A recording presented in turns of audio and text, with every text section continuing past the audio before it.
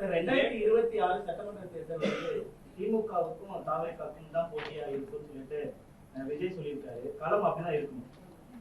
நானே ஏற்கனவே நீங்க கேட்டப்ப அண்ணன் பழனிசாமி தலைமையில கூட்டணி அமைந்தால் ஏதோ தனிப்பட்ட வெறுப்புல நான் சொல்லல.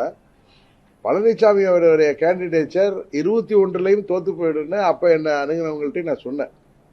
அரசியல் அனுபவம் வாய்ந்தவர்கள் திமுகவை எதிர்த்து நாங்கெல்லாம் ஒரு அணியில வரணும்னு சொன்னப்ப நான் அது நடக்காதுன்னு தெரியுதும். வயதில் பெரியவர்கள் அனுபவம் மிக்கவர்கள் சொல்றப்ப முயற்சி செய்யுங்கள்னு சொன்னேன். அப்பயும் நான் இதே கருத்து தான் சொன்னேன். நான் ரிட்டனாவே எழுதி கொடுத்துருக்காது, நான் சும்மா வார்த்தைக்கு சொல்லல. அமித்ஷா அவர்களுக்கு அப்பொழுது என்னை சந்தித்த கிஷன் ரெட்டி அவர்களிடம் நான் ரிட்டனாவே கொடுத்துருக்கேன்.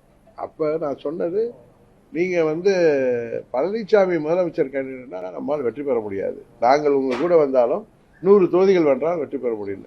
இன்றைக்கு இந்த 5 ஆண்டுகளில் பழனிசாமியின் செயல்பாடுகள், அவருடைய ஒரு கட்சி தலைவரா, ஒரு பொதுச் செயலாளரா அவருடைய தவறான செயல்பாடுகள், யாரை பார்த்தாலும் பயம்.